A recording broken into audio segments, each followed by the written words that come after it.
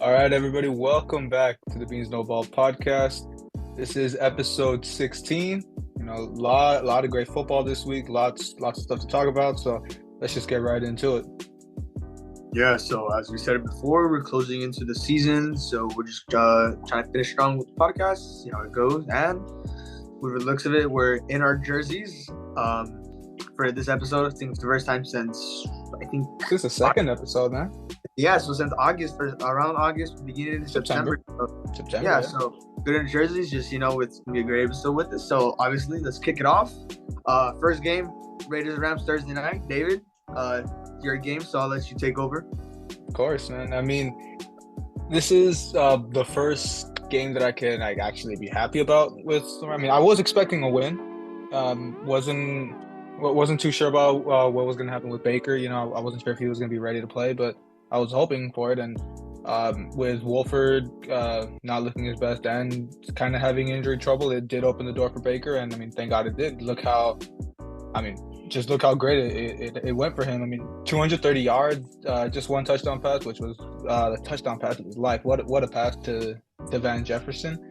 But I mean, yeah, just to think he's been there for 2 days, had to learn the playbook on the plane to LA, barely had anything to work with. But look what happened. Just I mean, what can you say? You never see anything like this. And he just powered through. I mean, just really a veteran presence. Looked like he's been there all year when he obviously was just there for 2 days. And I guess, I mean, another thing I really want to go with is Ben Skowronek, someone that I would always trash on from last year and even, I mean, somewhat this year. But this year he really took on that role as a fullback throughout the first couple games. And now in this game, really, I mean, he just showed out. I mean, just a wonderful catch near the end that it was like a 20, 30-yard catch. I don't remember that he just completely mossed the corner, the safety, whichever it was. And just, I mean, overall, just so much good to talk about, which obviously, I mean, realistically, we're not making the playoffs because there's so much that needs to go into it to actually, get the Rams in. But the main thing is this builds to the future. I'm not fully ready to discard Stafford as our quarterback, but if Baker does show out this much throughout the rest of the season, and it's going to be a quarterback battle in this offseason between Baker and Stafford, and if Baker wins, I mean, I would not have any issue with that. He's really going to need to prove himself throughout this next while, and I mean, he looks up to the task. Apart from that, defensively, I guess it was another pretty unfortunate game for Jalen, which he's kind of not been at his best recently. But for what it's worth, I mean, even after Devontae did have those two incredible catches over him, really asserting himself over him. After those two, I believe he only had 3 more catches or 2 other catches. He was pretty limited aside from those 2 big plays, and to be held to 70 yards, and I think he didn't even make a catch in the second half. He held on. I mean, not only that, but the defense obviously holding the Raiders to 16 points, only 3 points in the second half, and only 6 points in total after the first quarter. It's the Raiders, but they are catching their stride recently, so there's a lot of good to look at this, and I'm honestly feeling a little better, even though this is kind of a wasted season. It kind of gives me hope. Yeah, I mean, mostly on me looking at the game, as soon as it got on, I wasn't home, but I was still able to watch it on my phone, see how Baker was playing. Baker, a little rough first half for him, and he wasn't connecting with his throws, little overthrows, little underthrows. So I'm like, hopefully he can turn it around second half. Beginning of the third, he still had a little iffy throws right there. I was like, man, I really wanted. This is like, coming me as a Cowboys fan, I really wanted Rams to win this game mainly because of Baker. From the bat, we chose Rams to win this game just from the confidence we have for Baker Mayfield, and it really paid off at the final drive. That I think 98 yards that they had to drive. 98 yards, because I mean that punt was insane. That gets at the 20 and it rolls all the way to the 2. Like, come on. Yeah, they're all the way down at their own 2, and they managed to get that connection to Von Jefferson for that game-winning touchdown. Really, really sealed it, man. And it was, it really made me happy. That us being a Baker fan, with all the drama that happened with him in Cleveland, having the relevancy come back. But yeah, Baker Mayfield, it was a really great win by him, and the Rams really showed it just under not even 2 full days, or maybe was it 2 full days? He got signed on Tuesday, played on Wednesday. It was just to think of looking at it like that. Yeah, so I mean, Thursday, yeah. not Wednesday. My bad. So so basically like 2 full days.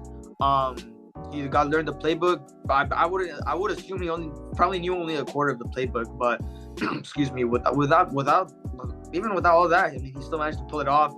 Especially the team like the Raiders, like you said, we're catching their stride, kind of getting to rhythm again. But this is a very great win by the Rams overall. Hopefully Baker Mayfield, maybe he does win that starting job over Matthew Stafford if Matthew Stafford doesn't continue to live to the standards after the Super Bowl win. So we're just going to see how it goes along and see how Baker Mayfield plays for the remaining of the season.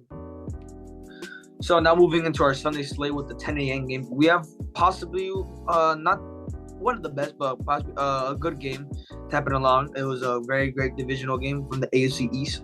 The Jets at the Bills. Now this was a close game. It was a 1-score game, 8 points, 2 possession game, however you want to call it, but realistically 1 possession game. So it was pretty much a defensive battle towards the beginning. I mean, Bills were up 7-0 at halftime. We saw that that matchup between Sauce Gardner and Stephon Diggs. There's a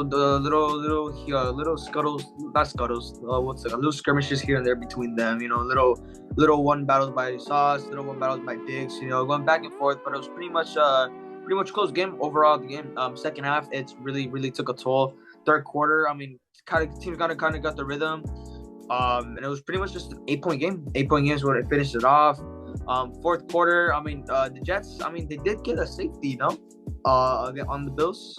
Mm-hmm. Yeah, they got a safety, so that kind of changed the momentum in the game. Mike White, and he threw 44 times, so that pretty much says a lot. I mean, 268 yards, so I mean, not too bad, but he did have to throw a lot, and because of that, really couldn't get anything done. Even with Knight going for 71 yards and a touchdown, still kind of didn't help him. Garrett Wilson had a great game too, don't get me wrong, but there's just something about the Jets, after Mike White's game-winning start, I kind of had my doubts, either saying that this is going to be the Mike White from last season where he has that one good game and started doing bad. But from the looks of it, he's already got the chemistry from his team kind of building up. His teammates already kind of trusting him here and there. It's already said that his team already building a relationship with the teammates. Way better than Zach Wilson. So the Jets starting off strong. They are now down to 7-6. I believe being third in their division or second. Around I forgot the standings, but they're around there. I think they're tied with the Patriots. But it just all comes down to division games and just another great win by the Bills. Yeah, I mean, for the Jets, you said it right there. I mean, they are slowly falling back down. I mean, they just with this loss and a combination of the Patriots win and the Chargers win, they slipped out of the playoff picture just as of now. But the Bills, they're up to double-digit wins. I think it's like third or fourth straight year. The consistency showing, and just, I mean, it shows. I mean, they're catching their stride again after a couple pretty ugly losses. Obviously, one of these losses to the Jets. They came back. I mean, they were going to get swept by the Jets. Yeah, as good as a team as they were looking.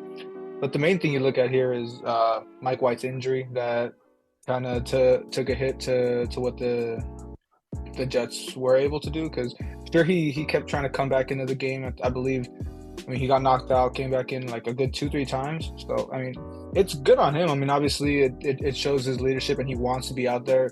But, I mean, realistically, if he's hurt, he's hurt. He can't really stay in there. So, the main thing for that is, I mean, it's looking like he'll be able to come back for future games. But their schedule doesn't look the best. And just with the division actually playing up to their level, it's going to be pretty hard for the Jets to sneak into the playoffs. But, I mean, who knows with how the league's been looking this year. And, as for the Bills, like I said, they're hitting their stride at the exact time. With a tiebreaker with the Chiefs, they are in the 1 seed right now. So, expect them to clinch pretty soon, and just just these scenarios going forward. Now moving on, we got another great divisional game, AFC North in the Browns and Bengals. This one pretty much went how we expected. The Bengals had pretty decent victory. I probably would have expected this to be a little tighter, but Deshaun Watson still kind of hasn't found his groove with the Cleveland Browns. He did go for 276 yards and a touchdown, but he was looking shaky. He had a rough first half, only 3 points in the first half, and just one touchdown in the third. And obviously, when the Bengals are in their stride right now, 9-4, Joe Burrow really doing good. Joe Mixon, he came back from his injury and didn't get into the end zone, didn't get any big contribution, but still, it's 96 yards. It was pretty good, especially coming back from an injury. So the Bengals are just looking right now with Lamar's injury with the Ravens. It's kind of looking like they can take over that one spot in the AFC North. So obviously, just a lot more playoff implications to look into moving forward now in Week 15. We said this early in the season, early in the podcast as we're talking about the Browns. We could say that maybe Jacoby Brissett could kind of keep him in line. He pretty much, for the most part, I guess we can say he kind of did keep him in line. Don't get me wrong, at least somewhat for playoff contention. They're still mathematically still able to make playoffs, but it is impossible with that tough AFC conference that they're in, especially in that division that's probably going to be gone to most likely either the Ravens or the Bengals. But, we said how after Deshaun Watson comes back, he could possibly lead them back. But obviously, it's been 700 plus days since he's played a game. Well, from the time that we discussed it, that it was 700 days that he hasn't played. The game he did come back did mark 700 days, but that's not the point here. But from the looks of it, him coming back, I guess it didn't really make a difference if Deshaun Watson is back or not. It's not making a difference at all. Browns, I honestly would not be. Cannot speak. Excuse me. I would not be surprised if the Browns end up losing out the remaining of the season because Deshaun Watson. Sure, you can say Texans kind of won this trade, but they're 1-11 now, and we'll go into that game right after. But Joe Burrow, especially with all this saying that he's 0-4 against Cleveland, I knew this was going to be the game breaker, and clearly won. 13-point win over a division rival, pretty much ended it. So it was a great win by the Bengals. Jamar Chase is looking great again, coming back from that injury. 10 catches, 119 yards, touchdown. Great game. Joe Mixon just 4 yards shy of 100. So the run game and the air attack was very amazing. Great win by the Bengals. I would assume they would win out, maybe lose one more game here and there, but it just all depends on how Zach Taylor decides to coach. He could be a little iffy on the coaching sometimes. But yeah, it was a great win by the Bengals, and Browns pretty much just tanked for the draft. Now, perfect timing for the next game, which is my game, and I have a lot to break through. So, obviously the Texans visiting their next door neighbor, the Dallas Cowboys, and oh boy, was this game ugly.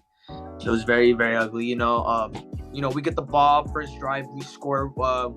Tony Pollard scores in. So I thought, all right, nice, scoring early. This could be a great game. Texans get the ball. We shut them down. They didn't even get at least 2 yards. 2 or 3 yards. They didn't even get it on that drive, right? But Kevontae Turman, the 5'6" speed demon from the US I think it was the USFL, XFL. I think it was whichever or the AFL, whichever. Honestly, forgot. But whichever league he was, that's where we got him. But, Kevontae, it really hasn't made any mistakes all season until that mistake right there where he muffed the punt. He really just took his eyes off the ball. I didn't really crap on him too much because I'm it's his first mistake he's made all season. I'm not going to really bash him for that too much, so I'll let it go, But I feel like that was the momentum changer. That muff punt was the momentum changer for the Texans after they scored, tying the game, But we, it was very bad. Our D-line wasn't getting pressure early, and they were up 10-7 after the first quarter. And then obviously second quarter came around. We scored. but they were up. They were up only 3 points, and then we were once again scoreless in the third quarter. I think it's the second game in a row where we couldn't score anything in the third quarter, and that's just embarrassing for the caliber the Cowboys are at right now. Great QB, but obviously Dak has his flaws, and I'll go into that right now. Possibly the greatest. Not greatest, but possibly greatest running back duo 1-2 punch in the league right now from how it looks. And obviously such a phenomenal receiving core of Michael Gallup, who's still kind of getting in his groove again after his ACL injury against the Cardinals last season. CeeDee Lamb, who's arguably moving up to a top 10 receiver. And then maybe with the return of James Washington, and also with acquiring T.Y. Hilton from the Colts. So another weapon after that. T.Y. was a monster, 2014 up to 2019. But, he's a little old. But, hey, maybe he's got some juice in him. He's finally got a competent quarterback. Who knows? Maybe T.Y. Hilton could possibly be a big factor to this team. But I'm really excited for T.Y. Hilton to play Sunday, which is most likely he'll play Sunday, But I'm really excited for that. Great receiving core and that phenomenal defense that we have. That number 2 defense, Niners being number 1. Obviously, stats-wise, score-wise, got to admit Niners defense is better than the Cowboys, but that doesn't ignore the fact that we still have a phenomenal defense. But that defense is something was up. We don't have our starting corners. Jordan Lewis is out with the season with the foot injury. Anthony Brown, I think it was ACL, MCL, and he's out for the season. Regardless of how the struggles Anthony Brown has, you still can't crap on a player just because of his injury. That's just not right. It's not morals, right? It's not morals. For my morals or anyone's morals, can't be doing that. But with Kelvin Joseph starring, our rookie DaRon Bland, he's looking great for a rookie. He's looking great, taking over the spot of Jordan Lewis. I love Jordan Lewis, always loved him since he's drafted with the team. But DaRon Bland looking great right now as a corner. It's still a little bit improved. Kelvin Joseph, though, he still has a lot to improve. Boss man fat. He went I think it was Memphis where he went to college. I think it was Memphis. So obviously seeing him how he was in college, he was great. But he, coming nice, finally getting the shot to start. So he's still got a lot to improve. He did make that clutch play though on the third and 10 where he did get a pass breakup that set up our game-winning drive. But coming into halftime, obviously, I'm gonna wrap this up right now. But halftime, it was just once again an ugly game. That fumble return we got from Trayvon Diggs, and we couldn't score inside the one. We couldn't score on the 4th down. Zeke was stopped. Thankfully, when the defense needed to step up, they stepped up, and the ball was on our 2-yard line. And when the Cowboys needed to come, Dak Prescott, where he needed to be the most, came in clutch, hit his receivers. Zeke was doing great. 98-yard drive touchdown. We scored and we won. Where the defense came out to play to stop them once again. And obviously, what great teams do, it's not how you start, how you finish. But once again, especially with the Cowboys standards, they barely beat a bad team, From their looks, it's going to be a bad rep. But if any other team does it, no one bats an eye, But that's just the standards of the Cowboys. But regardless of that, they finished strong. Still a little disappointing. Dak's got to, watch those interceptions. If we want to have a chance at the playoffs, he said he's going to know more. So I'm going to take his word for it. But, yeah, obviously, I'm going to wrap this up right here. Sorry, but got to give my props to the Texans. They played a great game against the good team against us. Props to them. They have hopefully a bright future up ahead. They're just a quarterback away. The Texans defense kind of just but played great against us. So props to them. Great for the Texans. And for my Cowboys, they just regroup, relearn, and move on. Yeah, well, very in-depth analysis, of course, for our own team. But yeah, I don't really have much else to say. Obviously, it was looking pretty ugly for the Cowboys to start. But like you said, it's not how you start, it's how you finish. And, any given Sunday, you got a 1-10-1 team that took it to a 9-3 team at that point. But hey, it was overall just a good game.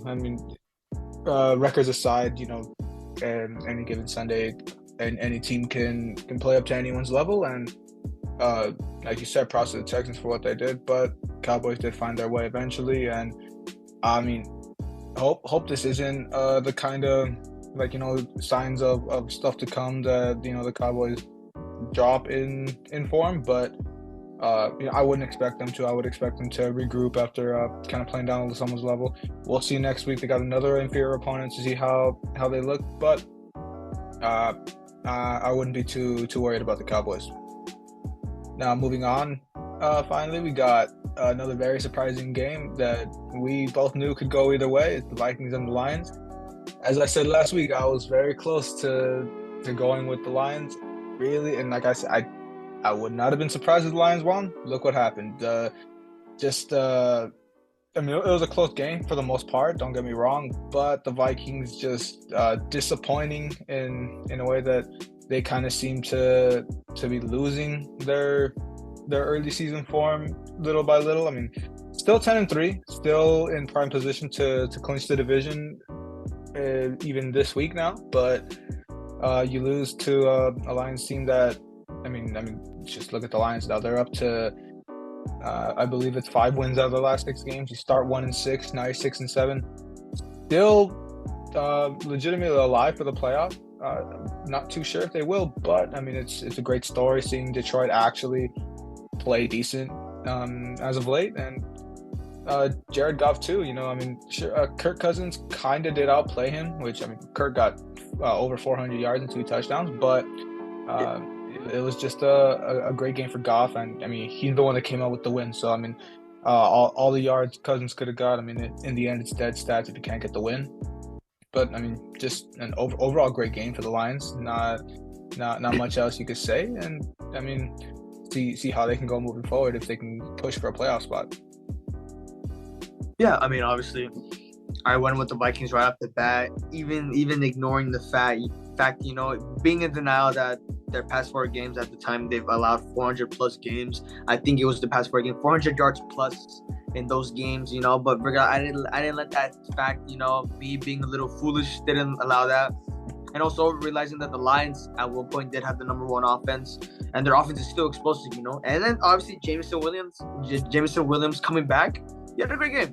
Great game. Obviously, he had a touchdown to get back, wide open touchdown. So obviously, it's a great look for the Lions for that receiving core, and that defense. It looked pretty good. You know, just holding out the Vikings to 23 points. Obviously, still 20 plus game, but from the Lions defense standards, it's just pretty great.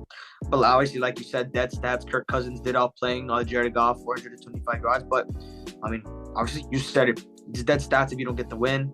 But yeah, Lions could possibly make a push for playoffs. But from the looks of it, Vikings, they're going to take the division regardless. They're going to take the division. It's most likely going to happen. If Lions do end up winning out, they'll probably be the way into the 7th seed, especially with the way the Seahawks have been doing lately. We'll obviously get into that in a bit later on. But Lions, you know, obviously Lions arguably probably the most likable team in the league, looking great, starting 1-6 and now winning 5 of your last 6 games, 6-7 now. So it's looking great for the Lions. Really, you really can't say much more about the Lions. You know, now they've already from last season already done a marvelous job. So I'm very happy for the Lions. Happy for Jared Goff too. He's playing great once again. You know, with all the crap he's been getting. So really happy for that. Honestly, genuinely happy for the Lions. And then the Viking side, regardless, they're going to take the division. I mean, Justin Jefferson's going to have to turn into Megatron in the playoffs if they want to go far. But other than that, it was a great one for the Lions. Now, moving on to our next game, which is I would not say an upset, but quite of a surprising game. So, another divisional matchup from the AFC South. The Jaguars and the Titans. And oh boy, did Trevor Lawrence outplay Ryan Tannehill. Trevor Lawrence looked like Clemson himself again, man. Throwing 42 passes for completing 30 of them. 368 yards, and 3 touchdowns. Now, this is the game where Derrick Henry did get going with 17 carries, 121 yards, and a touchdown. But this is a very exciting that they did not win this game. And also another surprise, Evan Ingram, Butterfingers Ingram, had a great game. 11 catches for 162 yards and a touchdown. Oh boy, is that surprising. That's the factor of why they won. 2 of the touchdowns, right? They won. That Jaguars defense looked pretty good too. Not bad from their standards. They look great too. The Titans, 7-6. So obviously, I wouldn't say this division is wide open. The Jaguars are still just 2 games down. So I wouldn't say too open. I mean, if the Titans could possibly win out, but they got a decent opponents coming up soon. The Jaguars, me as a Cowboys fan, playing them next week, I would worry about this team. I would not take them lightly. Look what happened to the Texans, just like getting away with that win, but I would not take the Jaguars lightly. Trevor Lawrence looked phenomenal this game. That team possibly stepping up. We're starting possibly okay to very bad mid-season, but it looks like they're starting to turn things around, and it's good for the Jaguars. Trevor Lawrence looking great. Again, I'm keep saying he's looking great again. I don't know if Evan Ingram will keep playing like this. Hopefully, it's not just a one-game wonder for him. But Evan Ingram, if he continues to play like this, Jaguars could possibly be something great in the future. And I wouldn't say they would make playoffs. I would say playoffs for them, even though they're mathematically still in contention, they'd probably be short from getting the 7th seed. But regardless about that, it was a great win by the Jaguars. Very great game, especially a great performance by Trevor Lawrence. Yeah, I mean, not too much else. I mean, to me personally, it is more of an upset just seeing how, I mean, you expect the Titans to win, especially seeing, like we usually say, when Derrick Henry gets going, that's usually the kind of the catalyst to what's going to go on with this team. And probably one of the first times this season, Derrick Henry has a big game. The Titans end up losing, but it comes down to, like you're saying, Trevor Lawrence has just really been kind of quietly having a really decent season this year, and this is kind of more of maybe things to come for the next season. Obviously, we know how wide open this AFC South is with just being known for mediocrity. Who knows if the Jaguars can kind of swoop in, and we see the Titans kind of falling off in recent years. Who knows what happens with the Colts and their situation, and then it's just the Texans. So honestly, do have kind of some sort of hope for the Jaguars to kind of walk away with this division maybe in the next couple of years. But obviously, as for now, it's kind of call it a bridge year for them. But I mean, it's a lot of great things to come, especially just seeing how Trevor Lawrence has looked. I mean, he's giving all the great signs right now. As for that, moving on, got another big divisional matchup. This one being in the NFC East, the Eagles and the Giants. This one, we expected it to be kind of close, and boy, were we wrong. It was just kind of a trouncing by the Philadelphia Eagles, going to 12-1. Jalen Hurts, yet again, looking like his MVP self. Now at 217 yards and 2 touchdowns. Just a massive 48-22 win here. Just everyone on the Eagles, just really hitting it all. Miles Sanders, 144 yards and 2 touchdowns. I believe it's his best game of the season. And AJ Brown, only 70 yards and a touchdown, but I mean for his standards, kind of low, but still, it's just a great game. Did doing this on only 4 receptions, so maybe if he would have got the ball more, would have seen more numbers for him. But just overall, a great win for the Eagles. Now with the Giants with this loss, starting to fall back, still in the playoff picture, but now behind the Commanders. So it's kind of a wake up call for the Giants. See how they can get out of this rut that they've kind of been in recently. But we'll see how much how everything moves around in this wild NFC playoff chase. Yeah, I mean the Eagles. I mean they're pretty much freaking popping off with this game. Being up, it was 24-7 at halftime. And, they just kept scoring third quarter, fourth quarter, 24 points at halftime at the second half. So it was a great win. I mean, Giants, really couldn't do anything. Their downfall was going to come sooner or later. They're starting, 7-1, 7-2 at one point, and now they're down 7-5-1. They haven't gotten a win since. But, obviously they've had injuries on both sides of the ball. Their O-line's out. Some starters on their defense is out. They could have a possibility of returning this season, though. If they're still on the playoff picture, they're still in the playoff picture, surprisingly. The whole NFC is in the playoff picture.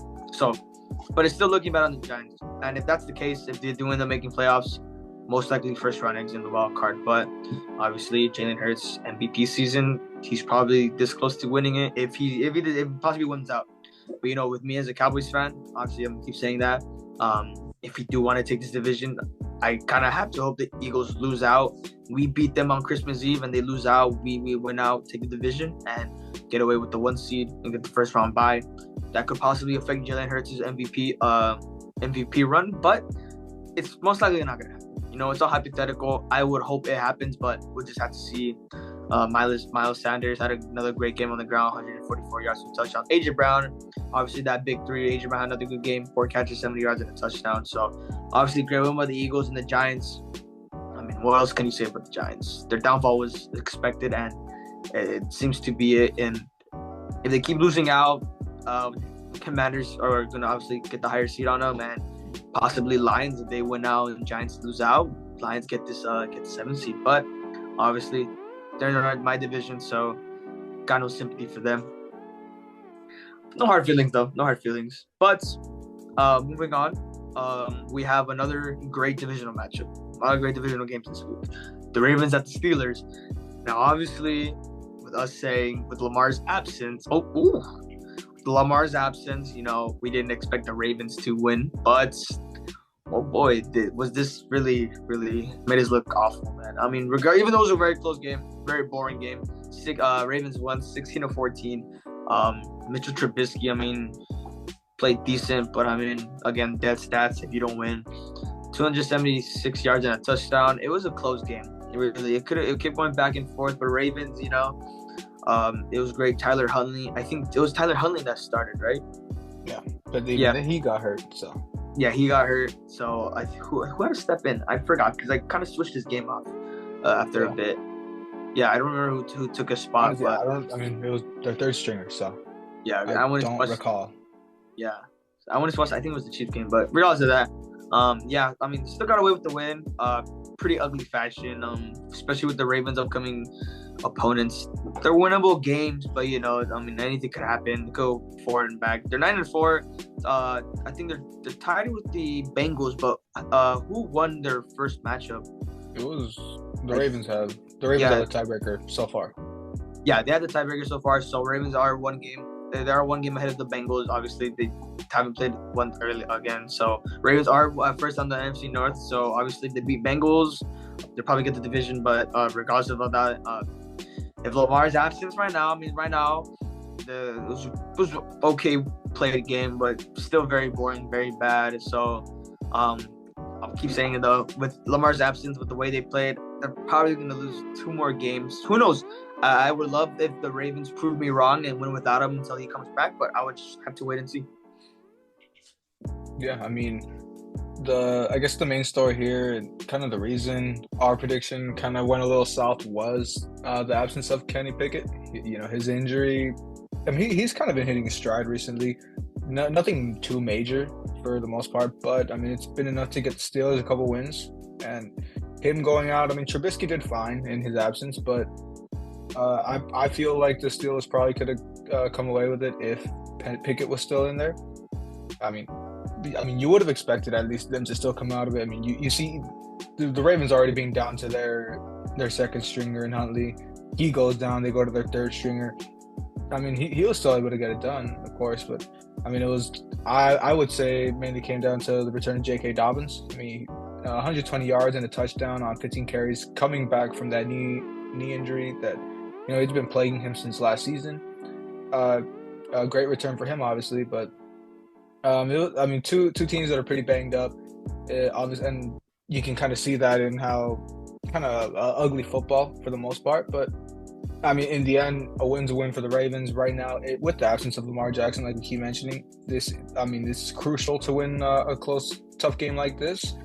I would expect the Bengals to kind of pull away, especially if Lamar is going to be out until Christmas. There is going to be a difference there, and I would expect the Bengals to come away with the division. But like we say, who knows? The way football's been this year, you never know.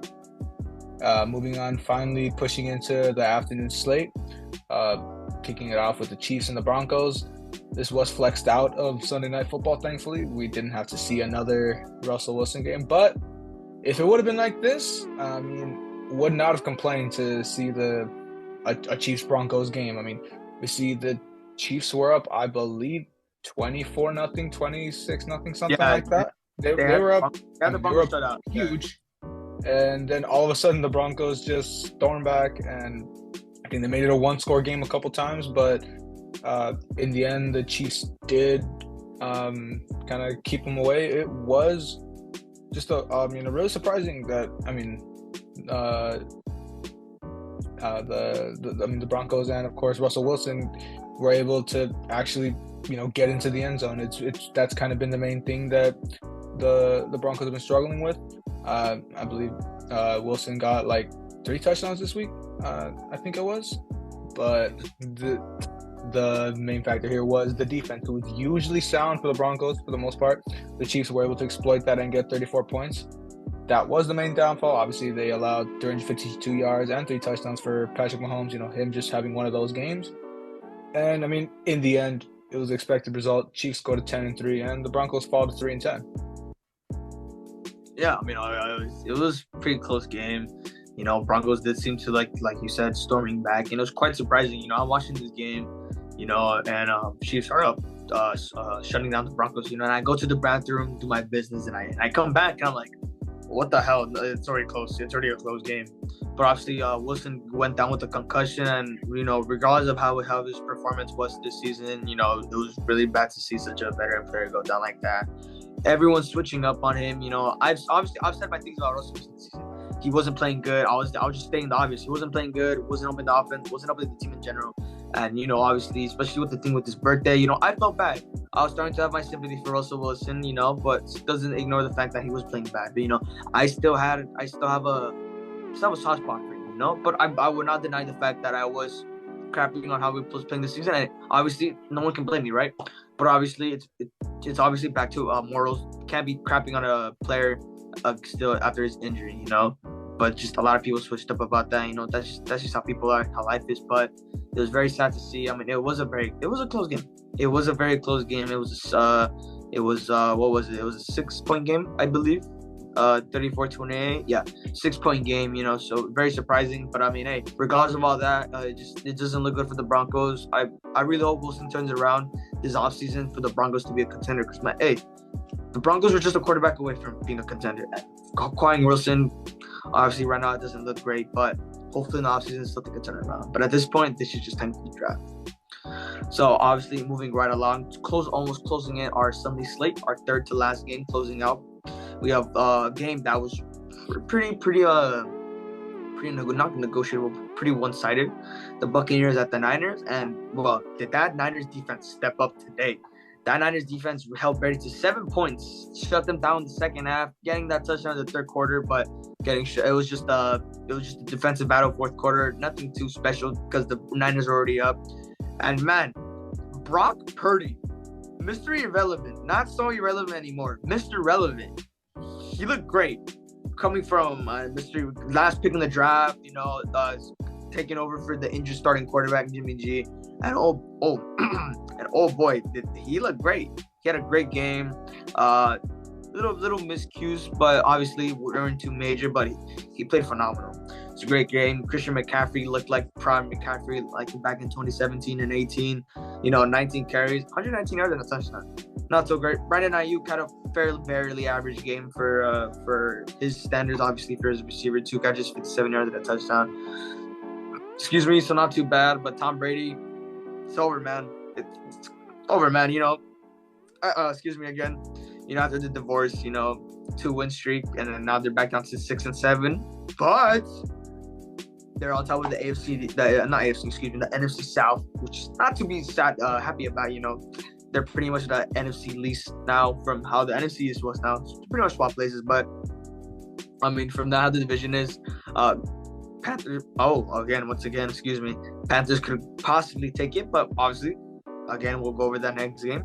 So the Buccaneers, they look bad. Niners, that defense is scary. Their defense is going to be hard to outplay in the playoffs. And I'm kind of scared for my Cowboys, but it just gotta wait till the season closes out and just see how it goes. But other than that, Brock Purdy, great. It was a great game by Brock Purdy. He's going to do great for the Niners in the playoffs.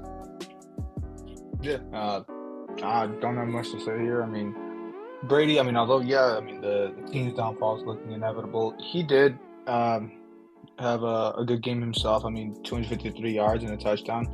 But, they were down 35-0 at one point in the third quarter. Then, they do end up getting that touchdown. But it was just ugly.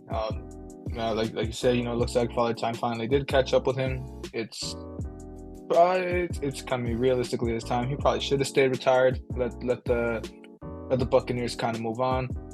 Probably done after this year, but I mean, it's all goes to the 49ers defense for just shutting him down and just their offense. Because I mean, even you see they're down to their third string quarterback, and even he's just looking, I mean, insanely good. Just shows how great Kyle Shanahan's system is, and it's just, I mean, it's the Niners just looking as unstoppable as ever right now. And moving on, I would say this is a pretty surprising game. Both of us taking the Seahawks in this game against the Panthers, and the Panthers just really shocking us here. It was, 30-24. Geno did play a good game. Don't get me wrong. I mean, still 264 yards and 3 touchdowns. But like we always say, it's just dead stats in the end. They weren't able to get the win. I guess you could put it somewhat on the Seahawks defense. They weren't able to hold down the Panthers. I mean, you mainly put it on the Seahawks defense. If you're unable to hold down Sam Darnold, that kind of says something. I mean, it was an ugly game for the defense. I mean, the offense was able to score 24. So I mean, usually that's enough for a team like the Seahawks. But now they dropped to 7-6, and with the Niners kind of starting to run away with the division, it's a pretty big Thursday night game between those two, and we'll see that'll kind of be a tell-all to see what ends up happening in the division. But the Seahawks are starting to slide, so we'll see how it looks. Yeah, I mean, Sam Darnold, I mean, hey, he's looking great. I think bearded Darnold is the way to go. I think that beard's kind of helping him. But hey, looking at it, it's like boring stats. It was an even game for the Panthers. They scored 10 points all quarters. Couldn't get anything in the third. But still 10, 10, 10. It's a very nice stat line. Don't get me wrong, but I mean, the Seahawks, they were starting strong with Geno Smith, and I don't know what happened. I think they're just starting to slip, down to 7-6. And like you said, with the Niners rolling, the Seahawks are not in the playoff picture as we speak. But from the looks of it, I mean, maybe. And I mean, they are going to play the Niners Thursday, like you said again, and finally getting a good Thursday night. But the Seahawks are always the Niners' kryptonite, so we don't know how that's going to be. But, I mean, hey, Seahawks still got a little life in them. Geno Smith, I really hope he bounces back, Really hope he does great. I mean, he did all he could, really. He did all he could. That Seahawks defense, just, I don't know what happened with them. I mean, also with Marquise Goodwin, I've always been a fan of him as well. He had a great game. 5 catches, 95 yards, and a touchdown. Great for Marquise Goodwin, but they just fell short to the Panthers, and the Panthers are really, really rolling. Now, closing in our Sunday slate with our Sunday nighter, and oh boy, did this surprise me. Dolphins at the Chargers, and oh man, did the Dolphins. I mean, it was a close game. It was a very close game. 17-23. It was a 6-point game, but Justin Herbert, did he prove me wrong? And I love it when players prove me wrong. Love players, teams, coaches. I love it when they prove me wrong, and he did. He had a great game. And Emmanuel Ocho, he must be like shooting the bucket right now. Justin Herbert played great. Despite throwing 51 passes, he still managed to get 367 yards and a touchdown. We know how the Chargers are sometimes with Justin Herbert throwing a lot, and they still managed to win. But, regardless of Austin Eckler having a pretty average game on the ground, just getting 45 yards off 15 carries, still getting a touchdown. Mike Williams was a factor in this game in the air attack, getting 6 catches, 116 yards, and a touchdown. So it's very great. Mike Williams finally being productive and getting the targets that he deserves.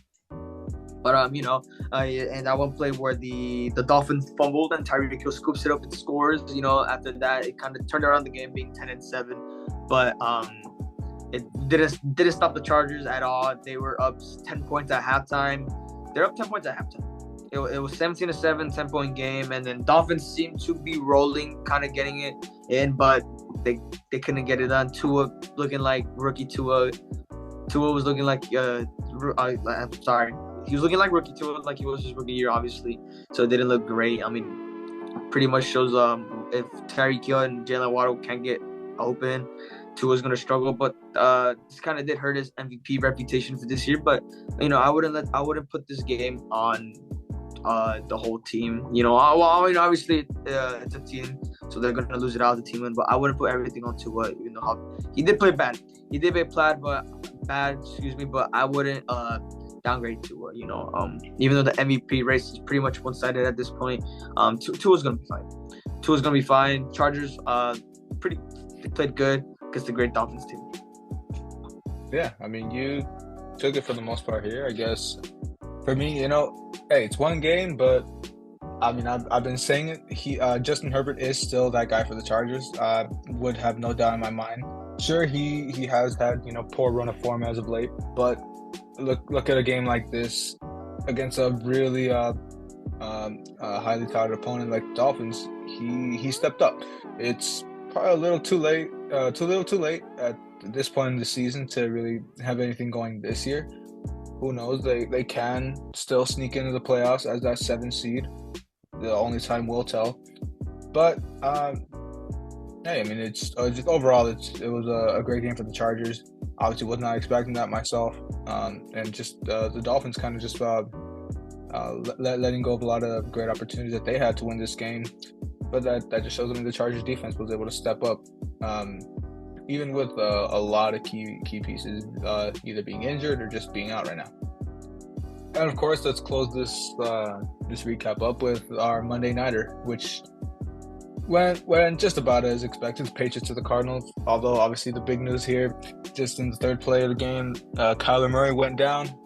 Pretty tough knee injury. It was just confirmed this morning that he did tear his ACL, so he will be out for an extended period of time.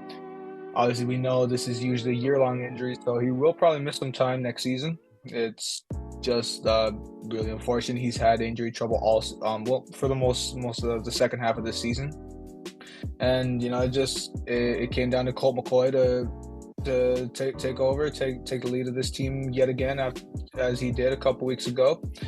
And you know, almost 250 yards was, I mean, kind of, you know, average numbers, but I mean, no touchdowns, threw an interception.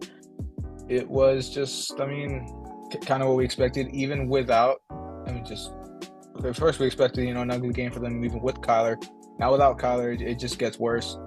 Patriots did start pretty slow, but Mac Jones did start getting a groove, and of course the Patriots defense was looking pretty solid. They got a scoop and score off of a Hopkins fumble, kind of something you don't really see much of him, but you know, everything was kind of going the Patriots way at this point, and their playoff hopes stay alive. They now sneak into the 17th, leapfrogging the Jets with this win. So as you know, we see, only time will tell how all these playoff implications keep going.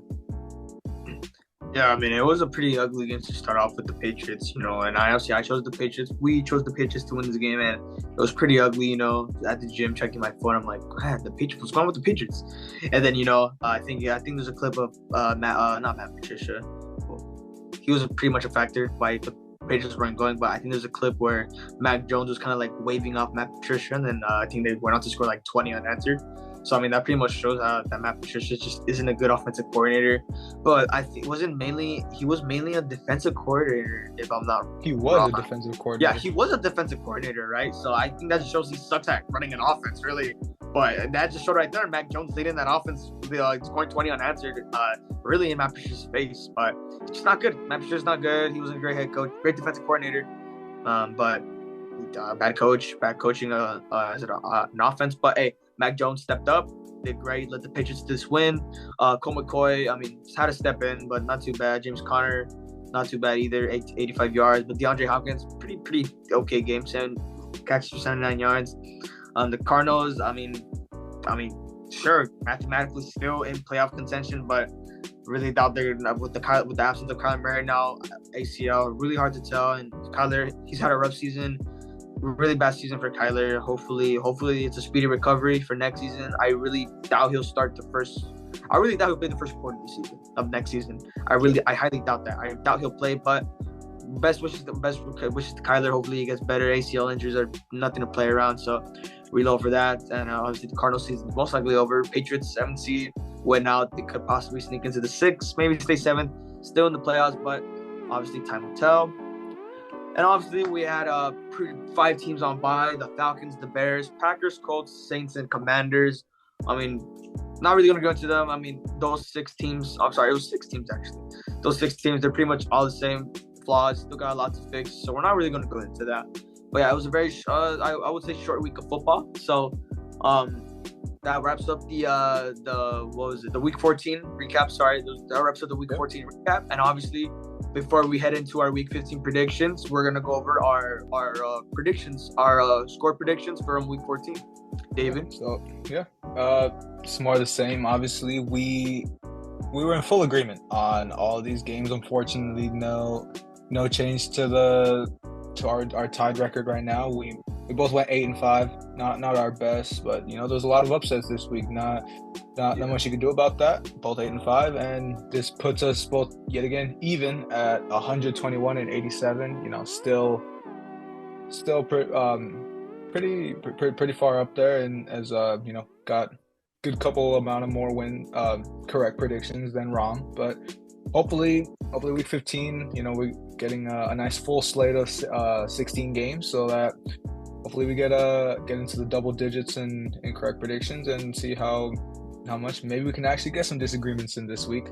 There's a lot of close games here, so probably will. And with that said, let's get right into the week 15 preview. We'll start with, like we said, another pretty good Thursday night game. I would obviously, for me, say last week was pretty good, but this Thursday nighter, we got 49ers at Seahawks. Obviously, big playoff implications here. The Niners are slowly pulling away with this division. You never know the way it looks. I mean, obviously, Geno, see if he can bring it back. And this game being at Seattle, the Seahawks are usually the one thorn in the Niners' usually a great season. That being said, I still expect the Niners to come away with this. That's just my opinion here. I'm gonna have to say the Niners here in a pretty close game. Are we gonna start with the consensus? So obviously, I gotta go with the Niners as well. Obviously, I said earlier the Seahawks are usually the Niners' kryptonite, but I think this season's not that. In this case, it's not it. With how great that 49ers defense is, very scary, arguably number one, obviously neck to neck with the Cowboys, but I would say they're arguably the number one defense in the league as we speak. So, I wouldn't expect it if it's a close game. I would expect a close game, but with that defense, it could possibly be a multiple score game. But with how the Seahawks are, with Geno Smith been playing a little iffy lately, but I do feel it's going to be a very close game. Great Thursday night as well, so got to stick with the Niners. And then also we have Saturday football. We have a Saturday triple header. So I'm starting it off with the 10 a.m. We have the Indianapolis Colts at the Minnesota Vikings. Now, obviously, with the way the Vikings have been playing, allowing 400 yards total back-to-back, 4 games in a row. And obviously, with the way Indianapolis has been playing, they've been playing pretty decent, staying in the game. But I feel like Minnesota's finally going to snap back to their old selves from earlier in the season, and they're going to win this game. I would expect a close game. I would say at least maybe 10 points. And by maybe a Justin Jefferson ball out game, but I would say it would be close, depending how the defenses play. Yeah, I'm gonna have to agree with you. I don't expect the Colts to really have any answer for the Vikings. This is gonna be just one of those games where the Vikings really bounce back. I expect Cousins and Jefferson to just have one of those really great connection games. And I mean, not much to say here. I guess to me, this would be our first no-brainer of the week. But yeah, a pretty convincing Vikings win here. Move on to another Saturday game here with the Ravens, the Browns. Obviously, playoff implications here.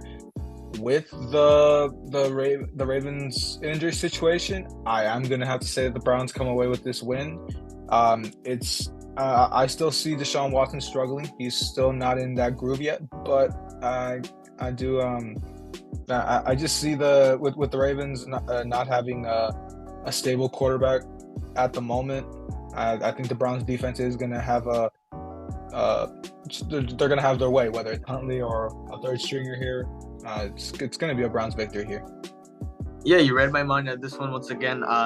before we even got to the game, I saw Cleveland Ravens, and because of the Ravens quarterback situation, we saw that they just won by 2 points on the Steelers, and Cleveland Browns are a slightly better team than the Steelers, even after the past games that have had happened with them too. But I got Deshaun Watson having a decent game against this.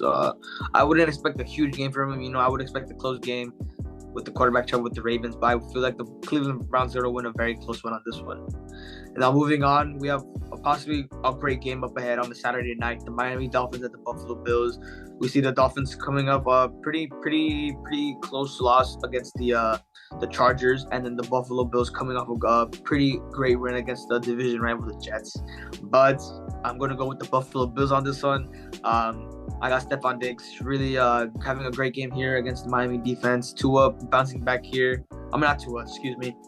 Josh Allen gonna have a pretty decent game here. I don't feel it's gonna be a shootout.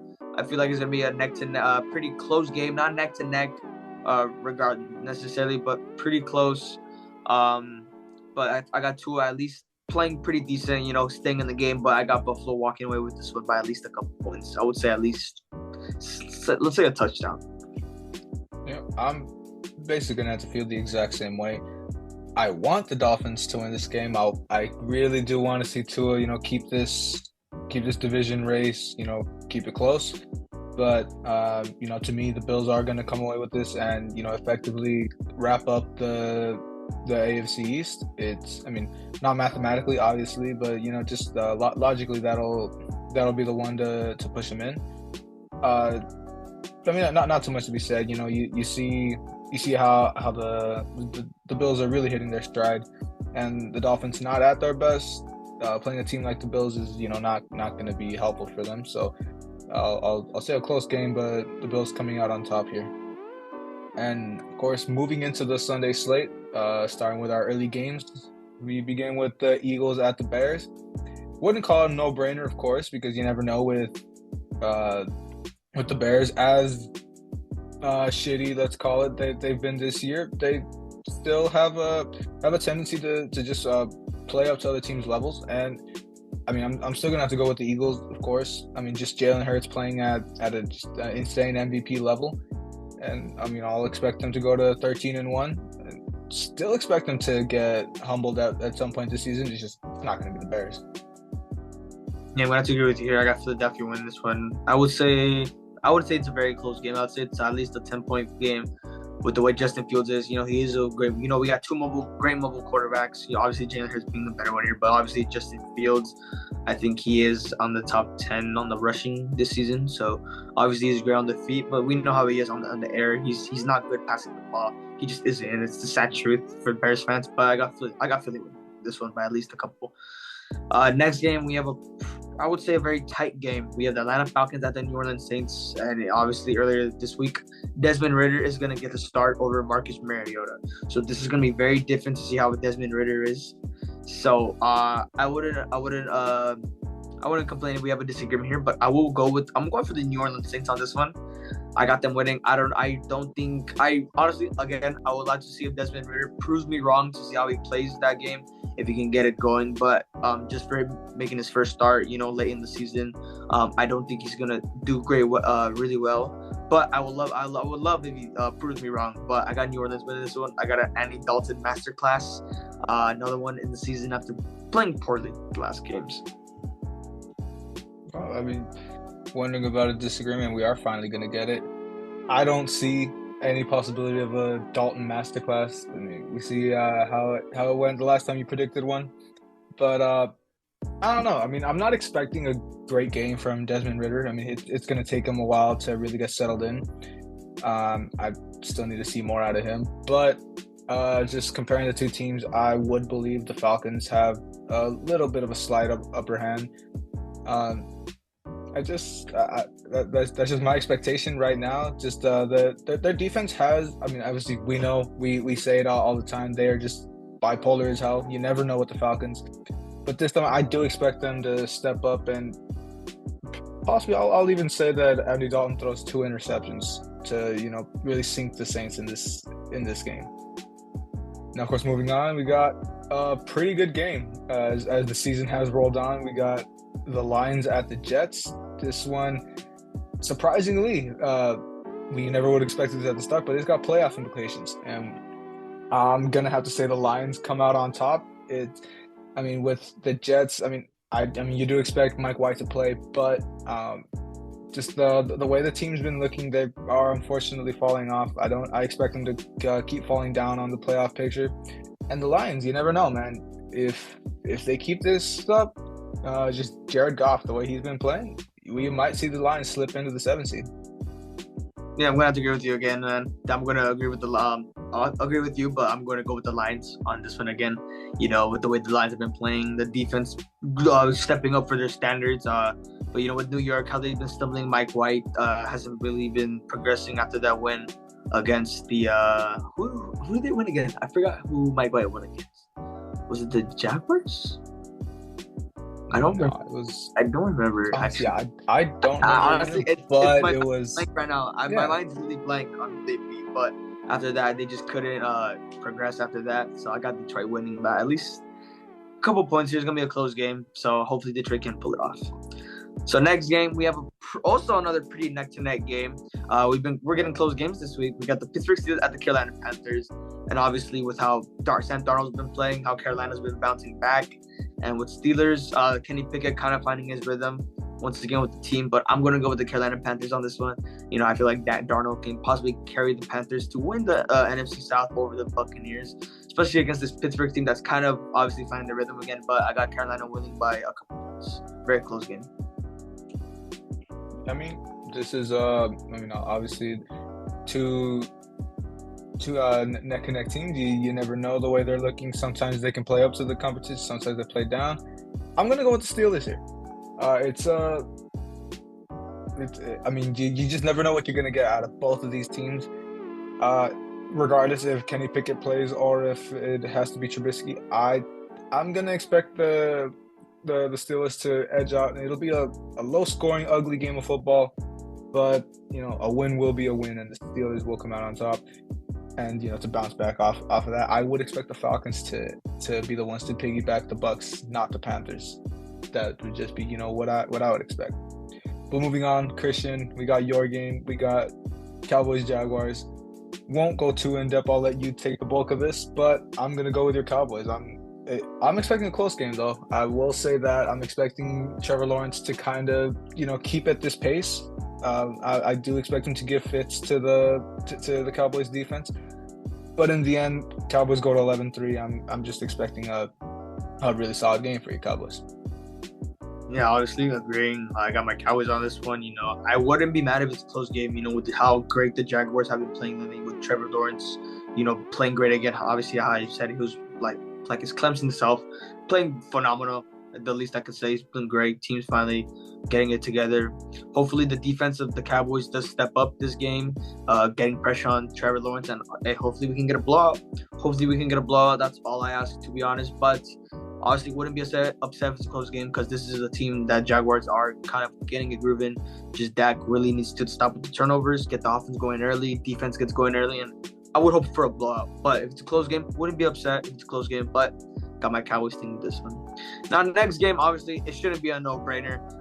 Kansas City at Houston. I mean, we saw how Houston was with Dallas last week. Close game, but this is the Chiefs. They're better than the Cowboys, I would admit. They're better than the Cowboys, but I would say by not a mile, but they're a decently better team than us. So I would expect Kansas City to blow Houston out of the water. Just easy agreement here. This is, I mean, you'd love to say no-brainer, but I mean, just you just never know. The way teams can just randomly play up to the competition. Sometimes teams just randomly play down to the competition. But I don't see the Chiefs tripping up in a game like this. I'm just gonna expect Patrick Mahomes to just have a field day, just with all of his targets. Now this one I do expect to get ugly. I'll say that. Now moving on, we got a matchup of two really struggling teams in the Cardinals and the Broncos. This one, I'll expect the Broncos to come out on top. It's not. I mean, both teams are struggling. Now you got the Cardinals losing Kyler, and I mean, sure, Colt McCoy can have his good game. Obviously, I saw that in the game that I had to personally see Colt McCoy just pick apart the Rams. But I don't see that carrying over. Just the way he looked last week. Maybe Russell Wilson can have a decent game. Actually, maybe get another couple touchdowns. Finally, get more touchdowns and bathrooms in his house, and let the Broncos just pick themselves up. Actually, get a win this week. Yeah, I'm gonna agree with you here on the Broncos. It's gonna be an ugly game. Arizona losing the quarterback, and obviously Denver not getting the connection with Russell Wilson. But even with this concussion, I don't know if it may be income decision, but is it already like he's cleared from concussion protocol, or because I haven't really dig deep into that for Russell Wilson, if he was fine, if he was still good. Did he end up finishing the game? Because honestly, I stopped watching the game. Honestly, yeah, I didn't pay attention to that one. Yeah, but I would expect him to make it out. It didn't look that bad, but I would still expect the Broncos to win. Yeah, it's gonna be ugly. Hopefully, Russell Wilson bounces back. Really expect that. But yeah, got the Broncos winning in a very ugly game. Now, next game, we have another great game. This week there's going to be a lot of great games. We have the New England Patriots coming off a great win against the Cardinals, and then the Las Vegas Raiders, who have been struggling a bit now, but after coming up from a 3-win streak. But I'm going with New England. I'm going with New England on this one, not just for the sole purpose that I despise the Raiders with passion, but because New England, if Mac Jones can run the offense, run the plays, I would expect a big win here for the Patriots. If Matt Patricia is calling those offensive plays, keeps calling screening plays on like second and long, back to back. That's what happened last night. That is exactly what happened last night. He called back to back screen plays and that went for no yards, negative yards, and just bad. If Matt can possibly have a if he could possibly lead this offense in a small way without Matt Patricia always calling the plays, Mac Jones, let him take control, I would expect the Patriots to win by a very decent amount here. Yeah, I'm going to have to agree with you. We just, as good as the Raiders look those in that 3-game win streak, we just see two teams that are trending in different directions. The Patriots slowly creeping back into the playoff picture, and, they're in the 7th seed as we speak. I expect them to retain that position and kind of push the Jets a little slowly, keep them out, and the Raiders kind of after a loss here, they're basically eliminated more realistically. But yeah, I expect a really good game for Mac Jones. Now moving on, we got another pretty big game. Obviously, a lot of playoff implications. The Titans, they're basically got the division wrapped up, but you never know. The Jaguars are picking it up, so. If the Titans slip up, you never know if Trevor Lawrence can lead the Jaguars into the playoffs. And as for the Chargers, they are just neck and neck with the Patriots for that 7th seed, also with the Jets, of course. But, if the Chargers are able to run the table or, just pick up a good 3 wins in these last couple weeks, you never know what can happen there against the Patriots. But I am going to have to go with the Chargers here. Herbert. Picking up off of that great game last week against a great Dolphins team. I'm just expecting just a great game for the Chargers, and even if Henry gets going, we saw what happened last week, but I still expect the Chargers to come away. Yeah, I'm glad to hear with the Chargers here. You pretty much summed it up on why. Honestly, love that Justin Herbert proved me wrong last week. Especially with the stuff I said. Obviously, not going to deny stuff I said about him, having a lot to prove. But if he could win out these games, make playoffs, get a win, at least one win, then I would say he proved me wrong, and I'll be a man and take my L and live up to that. But I got Chargers win here, and I would say in a close game here. So I would expect another great game by Justin Herbert. Moving on to the next game, we have the Cincinnati Bengals taking on the Tampa Bay Buccaneers. Just closing out our afternoon slate. I wouldn't say it's a no-brainer. I would say it's going to be a very close game, but I got Cincinnati winning this game. I got Jamar Chase going for at least 100 yards, 2 touchdowns, and I got Joe Burrow going for a decent amount of game here. And this could be just another prime example of why Brady should retire after this season. Hey, who knows? If he loses again and still up in the division, man, the media's going to go crazy for that. But I got Cincinnati winning this by at least 10 points. Yeah, I'm gonna basically piggyback exactly off what you said. It's gonna be a pretty sound Bengals victory for me, and this will kind of open up the South a little more for the teams now. The Bucs at this point being 6-8, I believe the Falcons will also be 6-8 if my prediction holds. So we'll just see how that opens up. But I do expect the Bengals to win. Just a big game for Joe Burrow, and just have him out play Tom Brady, and it's just really getting the AFC North back in the Bengals' favor. Now for Sunday night, we got a major playoff implication here with the Giants and the Commanders. Obviously, just 2 weeks ago, they tied in just awful 20-20 game. Just hated to see how that game ended. But the way the Giants are trending, I'm going to have to say that Taylor Heinicke leads the Commanders into a pretty sound victory this week. It's obviously going to piggyback off of how they played just a couple weeks ago. But I expect the Commanders to kind of learn from what they did miss out on. The Giants did have a better opportunity last week, but they took that for granted. So I'm expecting the Commanders to kind of leap them on the standings here. I'm very close to picking the Giants here, but just to wait. They've been playing with injuries, and Taylor Heinicke's really made a difference with the Commanders. I'm going to pick the Commanders here in a close game against the Giants that are really going to push the Giants' playoff chances down the hole, really going to plummet. I got Washington taking them over again. It's going to be a close game. I would hopefully it's a great Sunday night game. We saw last time Washington was on Sunday night to beat the Eagles. But yeah, I would expect the Commanders to take over the Giants here, and I got Daniel Jones not having a bad game, keeping it neck to neck. But I just got the Commanders walking away with this one by just a couple points. And now, obviously, David, this is your game. It's two struggling teams, on Monday nighter, closing off week 14, 15. 15. Thank you for correcting me. I'm already blanking out already. Obviously, we saw the great win by Baker. Hopefully, he's already got most of the playbook down after that win over the Packers. But obviously, once again, because I love my boy Baker, and I'm going to be a little biased here, I'm going to go with the Rams on this one. I got them winning another close game here against the Packers. I really hope Baker once again proves everyone wrong, has a great game here against the Packers on Monday night. Another primetime win, especially with how the Packers are a little struggling.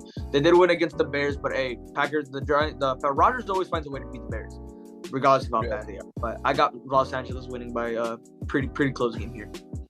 Yeah, I mean, Baker's first game, Baker's first start. I'll correct that. Yeah, but obviously now he's got a full week plus to actually have that playbook under his belt, and I'm expecting great things for him. Obviously a close game. The Packers always give us fits. I believe we've lost to them just 3 times in the past 2-3 years. So obviously in Lambeau in the winter, it's just not ideal, but I am going to take the Rams. I am expecting Baker, of course, to have a decent game, and just how Aaron Rodgers has been struggling. I'm not going to go too deep into this, but I do expect the Rams to give a solid enough outing, and close out week 15, go to 5-9. Kind of make it more of a respectable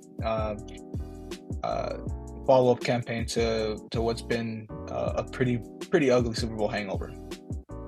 And with that is gonna wrap up our Week 15 preview, and effectively that's the end to our 16th episode on the Beans Don't Ball podcast.